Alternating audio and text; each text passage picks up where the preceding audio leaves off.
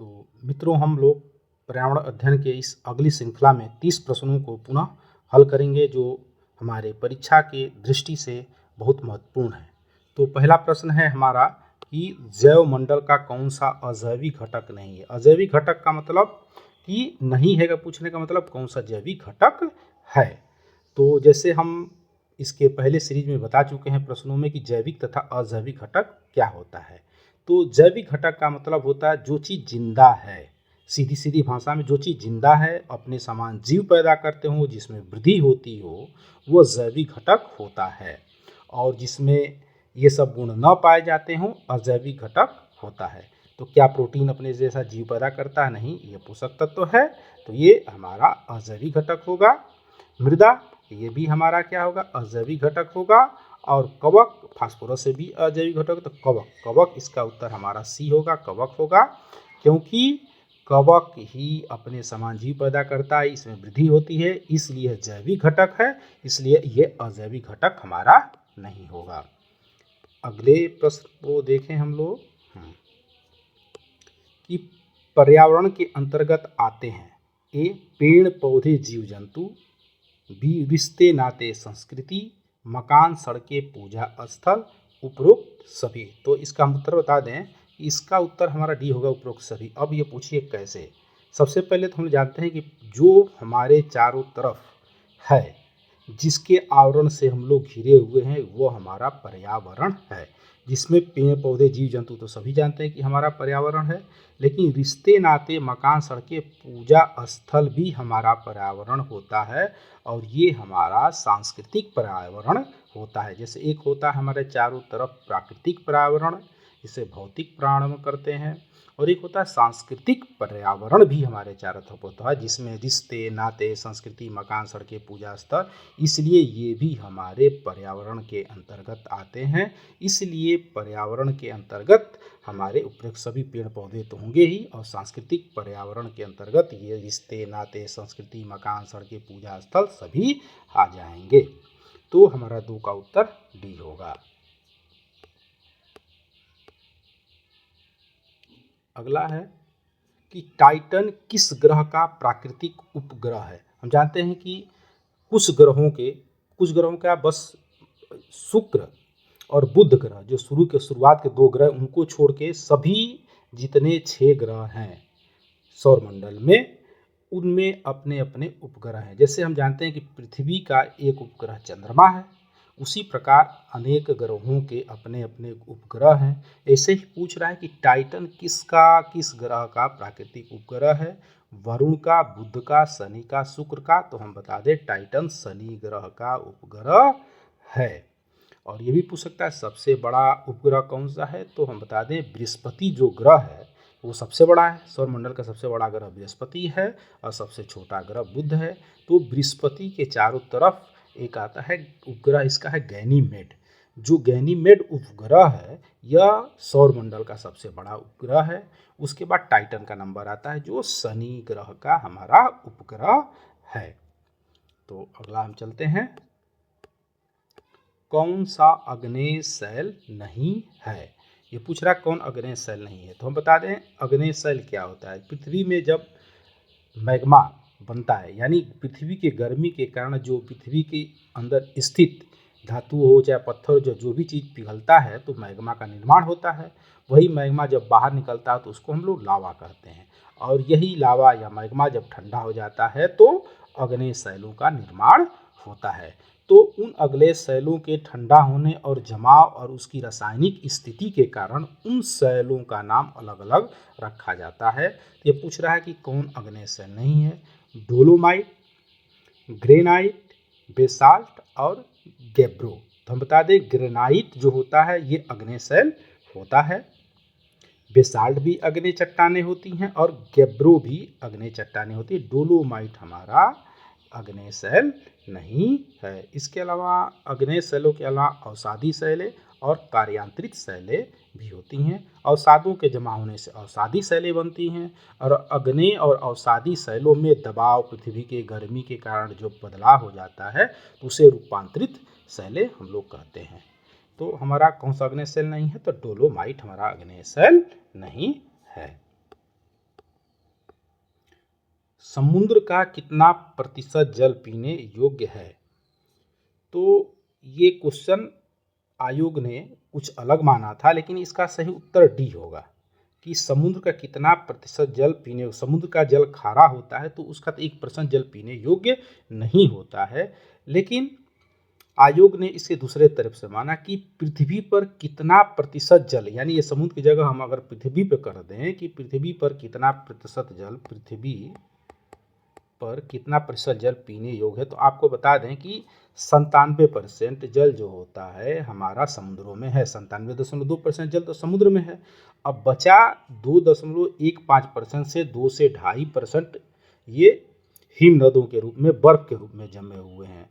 और बाकी जो बचा इतना जल है हमारा शुद्ध जल जो पृथ्वी के अंदर, यानी जिसको हम लोग ट्यूबवेल से, हैंडपंप से पानी निकालते हैं, वो ये जल है। 0.65% जल जो पीने योग्य हमारा होता है और बाकी बचा नदियों में और तालाबों में स्थित होता है। तो अगर पूछे कि पृथ्वी पर कितना प्रतिशत जल पीने योग्य है तो 0.65% पृथ्वी पर जल पीने योग्य हमारा है। लेकिन अगर समुद्र का कितना प्रतिशत जल पीने योग्य है तो हम बताएंगे कि 0% समुद्र का जल प्रतिशत पीने योग्य है। लेकिन आयोग ने इसका उत्तर सी को माना था। इसका उत्तर आयोग के द्वारा सी क्वेश्चन को माना, इसका उत्तर सी को माना गया था कि इतने प्रतिशत, और समुद्र के बदले में उसने उसको पृथ्वी के रूप में चला। तो अगर टेट में एग्जाम में आ जाता है तो आप आयोग का उत्तर लगाएंगे। वैसे समुद्र कितना प्रतिशत जल पीने योग्य, आप लोग खुद सोचिए, 0% होता है। और पूरी पृथ्वी पर कितना जल पीने योग्य है तो 0.65% जल पीने योग्य है जो भूमिगत हमारा जल होता है। अगला है हमारा ये आर्कटिक हो गया, ये आर्कटिक इसको कर दीजिएगा, इसको आर्कटिक है ये, तो इसको हम लोग कर लेते हैं आर्कटिक मरुस्थल, मरुस्थल नहीं, आर्कटिक किसका दूसरा नाम, आर्कटिक मरुस्थल काट दें इसको, मरुस्थल गलत हो गया, कैसे मरुस्थल हो गया। आर्कटिक भाग या आर्कटिक प्रदेश किसका दूसरा नाम है? आर्कटिक इसको प्रदेश कर दें, स्थल कर दें, इससे सबसे बढ़िया स्थल हम लोग कर लेते हैं, स्थल कर लेते हैं इसको। स्थल किसका दूसरा नाम है, मतलब आर्कटिक स्थल किसको कहते हैं? तो आपको हम बता दें कि ये हमारी पृथ्वी है और पृथ्वी पर ये ध्रुव है। ध्रुवों पे हमेशा क्या होती है, बर्फ जमी रहती है और ये प्रदेश आर्कटिक प्रदेश हमारा कहलाता है। ये ध्रुव उत्तरी ध्रुव का है, अंटार्कटिक प्रदेश, और ये ऊपर वाला आर्कटिक प्रदेश कहलाता है। तो इसके अलग अलग नाम भी हैं। तो सबसे पहले जो ऊपरी हिस्सा होता है यहाँ तक का, इसको टुंड्रा बोलते हैं। क्या बोलते हैं? टुंड्रा बोलते हैं। और नीचे के हिस्से को हम लोग टैगा बोलते हैं। ये दोनों बर्फ स्थल है, लेकिन ये ऊपर का जो टुंड्रा स्थल है ज़्यादा ठंडा होता है, और पृथ्वी के थोड़े से नीचे आएंगे, टुंड्रा के थोड़े से नीचे ये टैगा थोड़ा सा कम ठंडा, लेकिन ये भी ठंडा स्थल हमारा होता है। तो हमारा आर्कटिक स्थल क्या है? आर्कटिक स्थल हमारा, सीधी सी आर्कटिक स्थल हमारा टुंड्रा प्रदेश को कहते हैं। अब पूछ ले सवाना क्या है? सवाना घास स्थल है। ये उष्णकटिबंधीय क्षेत्र, यानी अफ्रीका में, ये हमारा अफ्रीका है, ये नीचे ऐसा अफ्रीका बना हुआ है, अफ्रीका है। और ये हमारा उत्तरी अमेरिका, ये हमारा दक्षिणी अमेरिका है, ये हमारा यूरोप है, और इसी से लगा हुआ हमारा ऐसे एशिया है। तो ये अफ्रीके के इस क्षेत्र में सवाना घास के स्थल पाए जाते हैं। और पूछ रहा है, और ये ऊपर का जो पूरा हिस्सा है टुंड्रा स्थल है ये हमारा, और इसके नीचे का टैगा स्थल है। और इसी के नीचे, टैगा के नीचे, ये सवाना, यूरोप में जो जगह है सवाना घास स्थल पाया जाता है। ये भी टेट की एग्जाम पूछता है कि सवाना घास स्थल कहाँ पाया जाता है, तो बता दें कि सवाना ये यूरोप का जो जगह है, सवाना नहीं, स्टेपीज, सॉरी, ये स्टेपीज जो क्षेत्र है ये हमारा यूरोप में पाया जाता है। और ये सवाना घास स्थल ये हमारी अफ्रीका में पाई जाती है। दोनों में अंतर क्या है? ये उष्णकटिबंधीय घास स्थल है, ये शीतोष्णकटिबंधीय घास स्थल है। पीछे मैंने बताया है कि उत्तरी अमेरिका में भी प्रेरी शीतोष्ण घास स्थल पाया जाता है, और दक्षिण अमेरिका में पंपास पाया जाता है। तो पीछे क्वेश्चन आप लोग देख लीजिएगा, घास स्थल के बारे में मैंने डिटेल बताया है, दोबारा नहीं बता रहे हैं। आगे बढ़ते हैं इसको। मानचित्र में झारखंड कहाँ स्थित है?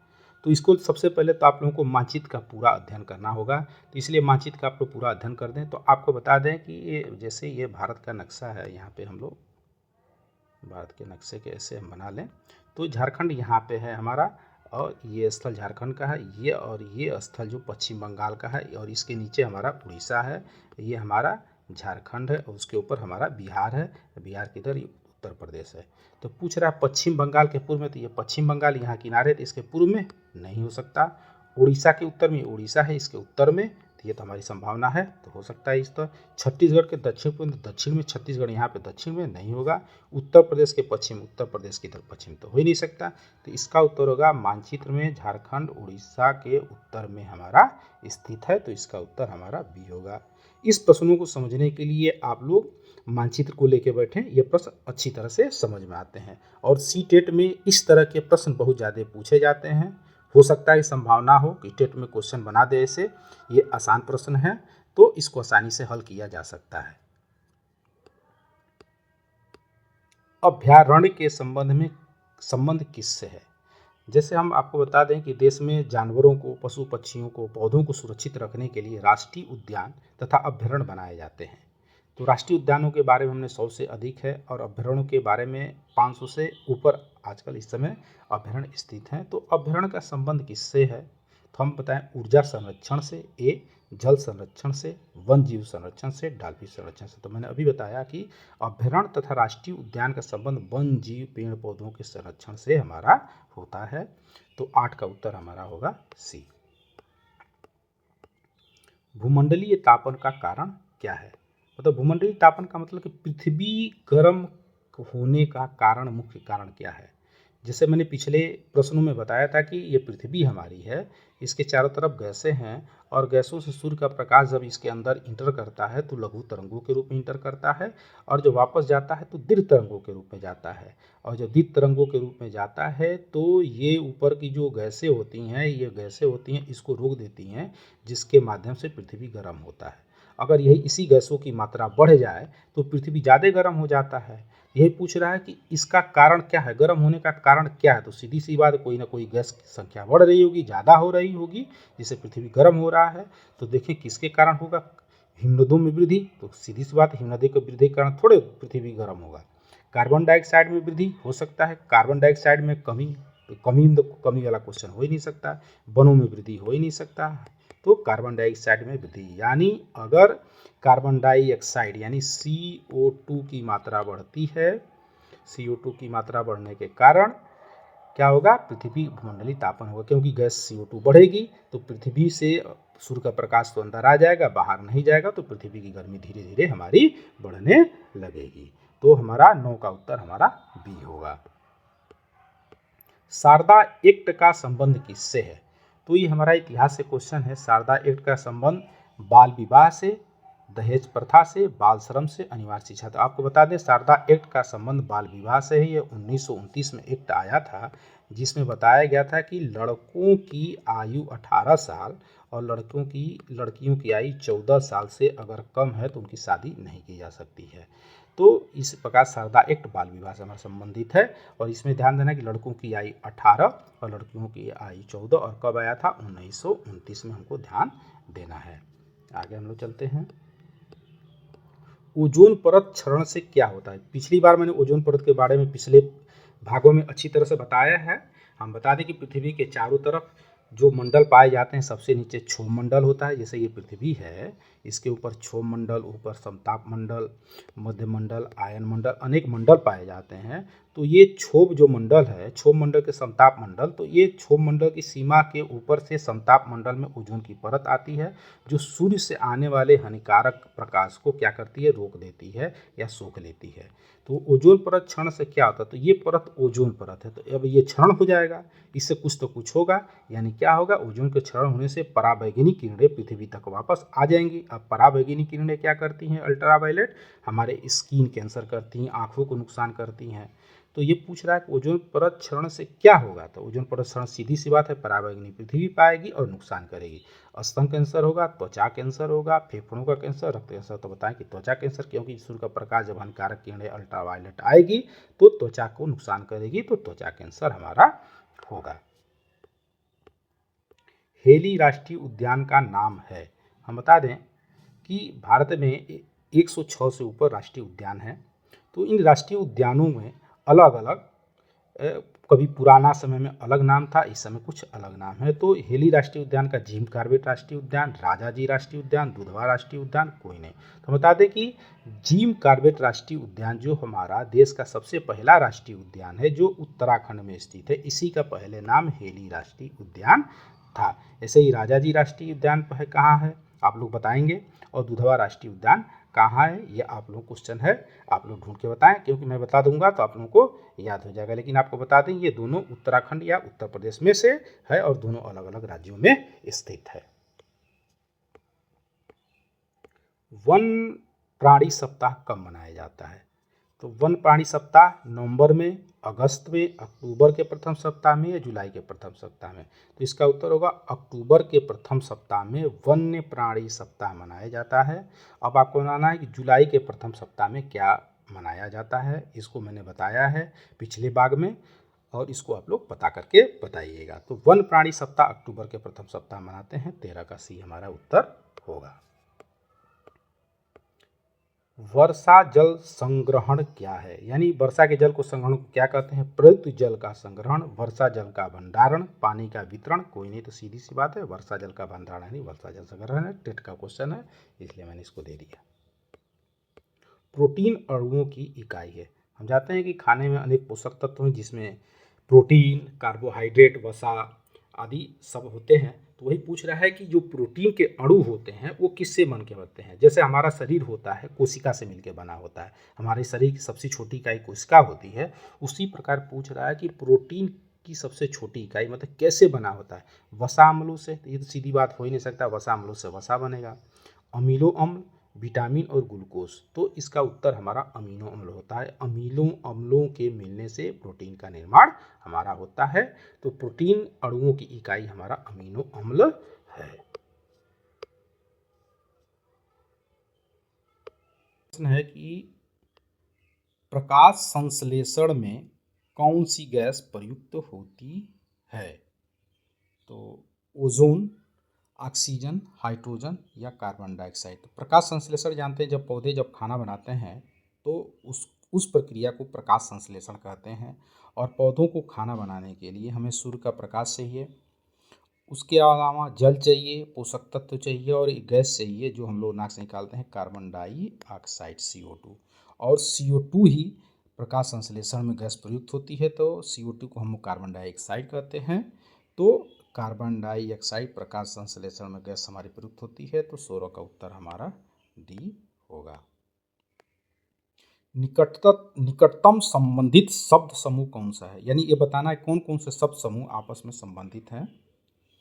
लौह, मलेरिया, एनीमिया, रक्त, लौह, हीमोग्लोबिन, एनीमिया, आंवला या मच्छर, डेंगू, लौह गुड़, मच्छर, मलेरिया, एनीमिया। तो आपको बता दें कि हमारा जो लौह, हीमोग्लोबिन, एनीमिया और आंवला होता है एक ही संबंधित है, क्योंकि हीमोग्लोबिन में लौह पाया जाता है और लोहा की कमी से एनीमिया रोग होता है, और ये लोह की पूर्ति हमें आंवला से होती है। और सभी संबंधित नहीं है, क्योंकि लौह मलेरिया से कोई संबंधित नहीं है। डेंगू मच्छर होगा लेकिन लोहा गुड़ से अलग से संबंधित नहीं है। तो हमारा संबंध लौह, हीमोग्लोबिन, एनीमिया और आंवला होगा। मस्तिष्क ज्वर रोग किसके कारण होता है? बैक्टीरिया, मच्छर, वायरस या तिलचट्टा। तो हम बता दें कि मस्तिष्क ज्वर एक ऐसा रोग है जिसमें मेरुरज्जु जो होता है और मस्तिष्क जो होता है उसके हड्डियों पे उसके चारों तरफ क्या हो जाता है, एक झिल्ली बन जाती है, तो जिससे व्यक्ति बीमार हो जाता है और उसकी मेमोरी भी जाने की संभावना होती है। तो ये मच्छर फैलाते हैं, ये मच्छर जो होते हैं इसके माध्यम से ये फैलता है और इसमें मच्छर इसका वाहक होता है और इसका कारण वायरस होता है। तो मस्तिष्क ज्वर रोग किसके कारण होता है? तो मच्छर के कारण हमारा होता है। लेकिन अगर गहराई से जाएंगे तो वायरस ही इसको फैलाता है, लेकिन मच्छर इसका वाहक है। आयोग ने उत्तर इसका मच्छर ही माना है। तो मस्तिष्क ज्वर रोग किसके कारण होता है? तो मच्छर के कारण हमारा फैलता है। और बैक्टीरिया जान ही रहे हैं अलग अलग रोग होता है, जैसे तिलचट्टा भी जाने रहे, ये रोग भी फैलाता है। लेकिन इसका उत्तर मस्तिष्क ज्वर के रोग किसके कारण होता है? तो हमारा मच्छर के कारण होता है। महिलाओं के लिए आरक्षण कहाँ? ये बहुत अच्छा क्वेश्चन है। जिस समय ये क्वेश्चन बना था उस समय इसका उत्तर अलग था, इस समय क्वेश्चन अलग होगा। तो महिलाओं के लिए आरक्षण विधानसभा, मंत्रिमंडल, पंचायती राज संस्थाएं, लोकसभा, तो उस समय पंचायती राज संस्थाओं में केवल आरक्षण 33% था। लेकिन 2023 में संविधान का 106वां संविधान संशोधन किया गया नारी शक्ति वंदन अधिनियम के माध्यम से, और उसमें लोकसभा तथा विधानसभाओं दोनों में महिलाओं के लिए 33% आरक्षण कर दिया गया है। तो इस समय आरक्षण की बात की जाएगी तो आप लोग लगाएंगे कि विधानसभा, लोकसभा और पंचायती राज संस्थाओं तीनों में इस समय हमारी महिलाओं के लिए आरक्षण व्यवस्था लागू है। कौन सा संविधान संशोधन हुआ था? 106वां संविधान संशोधन, जिसको नारी शक्ति वंदन अधिनियम कहा जाता है। तो महिलाओं के लिए आरक्षण तीनों जगह इस समय वर्तमान में हमारा लागू है। बहुत अच्छा क्वेश्चन है, हो सकता है पूछ दे। ब्रेल लिपि किस पर आधारित होती है? तो सबसे पहले ब्रेल लिपि बता दें, जो जिसको दिखाई नहीं देता, यानी आंखों से जो व्यक्ति दिव्यांग होता है उसके लिए ब्रेल लिपि बनाई गई थी। लुईस ब्रेल करके थे एक व्यक्ति, उन्होंने बनाया था। वो कुछ बिंदुओं पे आधारित होती है। जैसे वो उभड़ा उभड़ा बिंदु होता है, जैसे ऐसे ऐसे ऐसे उभड़ा उभड़ा बिंदु हो तो हाथ से छू के पढ़ा जाता है। तो वही पूछ रहा कि उसमें कितने बिंदु होते हैं? 6 बिंदु, 8 बिंदु, 10 बिंदु, 4 बिंदु। तो ब्रेल लिपि में कुल हमारे 6 बिंदु होते हैं और अलग अलग डिजाइन करके, जैसे ये कि इधर उधर डिजाइन करके इसमें हम लोग इसको पढ़ते हैं। अगला हमारा चलें, क्लोरोफिल किस में पाया जाता है? युग्लिना, हाइड्रा, जेलीफिश, साइकान। तो इसका उत्तर हमारा होगा युग्लिना। युग्लिना की एक खासियत होती है कि युग्लिना को पेड़ पौधों के ग्रुप में और जंतुओं के ग्रुप में दोनों रखा जाता है। क्यों रखा जाता है? क्योंकि युग्लिना अगर सूर्य का प्रकाश मिलता है तो ये भोजन अपने आप बनाने लगेगा। अब जब भोजन अपने आप बनाने लगेगा तो पेड़ पौधों में आ जाएगा। लेकिन जब सूर्य का प्रकाश नहीं मिलता है तो ये दूसरों पे आश्रित हो जाता है। इस प्रकार इसमें जंतुओं के गुण भी पाए जाते हैं। ये तो सभी जंतु हैं, लेकिन ये पूछ रहा है कि क्लोरोफिल किस में पाया जाता है? तो सीधी बात है, क्लोरोफिल तो पत्तियों में, पेड़ पौधों में ही पाया जाता है, जिसके माध्यम से पौधे भोजन बनाते हैं। लेकिन युग्लिना एक ऐसा जंतु है जो जिसमें क्लोरोफिल होता है और सूर्य के प्रकाश में अपना भोजन बना लेता है। इसलिए युग्लिना एक विशेष प्रकार का जीव हो जाता है, जो पेड़ पौधों के गुण भी पाए जाते हैं और जंतुओं के भी गुण इसमें पाए जाते हैं। लखनऊ समझौता किनके बीच हुआ था? आपको बता दें, जब भारत की आज़ादी की लड़ाई चल रही थी तो उस समय कांग्रेस तथा मुस्लिम लीग दोनों ने प्रारंभिक समय में अंग्रेज़ों का विरोध किया था। लेकिन बाद में धीरे धीरे मुस्लिम लीग क्या हुआ कि आज़ादी की लड़ाई से अलग हो गई और अलग पाकिस्तान की मांग करने लगी। लेकिन जब शुरुआती दौर था उस समय मुस्लिम लीग और कांग्रेस के बीच एक समझौता हुआ 1916 में, जिसको लखनऊ समझौता कहा जाता है, जिसके तहत कहा गया कि मुस्लिम लीग और कांग्रेस दोनों मिलकर अंग्रेज़ों का विरोध करेंगे। तो ये पूछ रहा है कि लखनऊ समझौता किसके बीच हुआ था? तो लखनऊ समझौता हमारा ब्रिटिश भारत, हिंदू मुस्लिम, कांग्रेस मुस्लिम लीग, नरम दल गरम दल। तो आपको बता दें, कांग्रेस और मुस्लिम लीग के बीच एक समझौता हुआ था, जिसमें H.C. मजूमदार तथा बाल गंगाधर तिलक ने महत्वपूर्ण भी योगदान किया था और जो लखनऊ समझौते के नाम से प्रसिद्ध हुआ। दिन रात होने का कारण क्या है? ये सभी लोग जानते हैं कि दिन रात होने का कारण क्या है, लेकिन इसमें कन्फ्यूजन करता है कि घूर्णन और परिक्रमण को ध्यान देना होता है। घूर्णन का मतलब पृथ्वी जब एक जगह अपने से घूमती है तो इसको घूर्णन कहते हैं, और सूर्य के चारों तरफ अगर घूमेगी तो उसको परिक्रमण कहते हैं। तो परिक्रमण करने के कारण मौसम बदलते हैं और घूर्णन के कारण दिन और रात में बदलाव होता है। तो दिन रात होने का कारण सूर्य का घूमना, चंद्रमा का घूमना, पृथ्वी घूमना, उपरोक्त सभी तो बता दें। दिन रात होने का कारण पृथ्वी का घूमना है। पृथ्वी अपने अक्ष पर एक जगह जब घूमती है तो दिन रात होता है, और सूरज के चारों तरफ परिक्रमण करती है तो हमारे मौसम में बदलाव होता है। राज्यसभा में राष्ट्रपति कितने सदस्यों को मनोनीत करते हैं? तो हम जानते हैं कि संसद, राज्यसभा, लोकसभा तथा राष्ट्रपति से मिलकर बनी होती है, और राज्यसभा के जो सदस्य होते हैं हमारे विधायकों द्वारा चुने जाते हैं। यानी राज्यसभा के सदस्यों को हम लोग चुनते नहीं हैं। जो वर्तमान में 245 सदस्य राज्यसभा में हमारे हैं, और उन 245 सदस्यों में कुछ सदस्य जैसे होते हैं जिसको राष्ट्रपति मनोनीत करता है। तो वो पूछ रहा है कि कितने सदस्यों को मनोनीत करता है, 12, 18, 20, 22। तो बता दें कि राज्यसभा में राष्ट्रपति जो होता है 12 सदस्यों को मनोनीत करता है, और बचे अदर सदस्य 233 सदस्य जिनका विधानसभा के सदस्यों के द्वारा चुनाव होता है। और बता दें कि राज्यसभा का कभी विघटित नहीं होती, लेकिन इसके सदस्यों का कार्यकाल 6 वर्ष होता है, और वहीं लोकसभा के सदस्यों का कार्यकाल 5 वर्ष होता है। और चलिए बस इतना ही, आगे हम लोग अगला क्वेश्चन देखेंगे। संरक्षण या विनाश पुस्तक के लेखक हैं Sarla Behn, Vandana Shiva, Jim Corbett, Ruskin Bond. तो जानते हैं कि जिम कार्बेट तो पार्क है तो होगा नहीं, रस्किन बॉन्ड हो सकते हैं, वंदना शिवा। तो इसका उत्तर हम लोग सरला बहन है। संरक्षण और विनाश पुस्तक की लेखिका जो है सरला बहन है। प्रदूषण मुक्त पर्यावरण हेतु क्या आवश्यक है, मतलब कि क्या जरूरी है हमको। स्वच्छता बनाए रखना, जल स्रोत बचाना, अधिक पेड़ लगाना, उपयुक्त सभी। हम जानते हैं कि प्रदूषण मुक्त पर्यावरण के लिए सारी चीज़ें हमारी जरूरी है, ये तो सभी कॉमन सेंस की बात है। अनुभव से इसका उत्तर हम लोग कर लेंगे। अगला, ईवीएस में कविता कहानी का प्रयोग सहायक है। ये पेडोलॉजी का क्वेश्चन है, सीटेट में अधिकतर आता है, लेकिन यूपीटेट में कभी कभी आ गया क्वेश्चन है।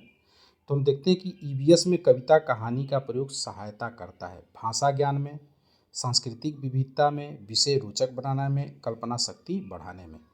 तो एक तरह से तो सभी है, लेकिन हमको पेडोलॉजी में ये देखना होता है कि सबसे अधिक कौन अच्छा होता है। तो ईवीएस में सबसे अधिक होता है कल्पना शक्ति बढ़ाना। कहीं ना कहानी और कविता का हम प्रयोग करेंगे तो बच्चे में कल्पना शक्ति का विकास होगा। उत्तर तो सारे सही होते हैं पेडोलॉजी में, लेकिन ध्यान देना होता है कि सबसे सटीक उत्तर क्या होगा उसको हम लोग लगाते हैं। तो कल्पना शक्ति का बढ़ाना इसका हमारा उत्तर सबसे सटीक है।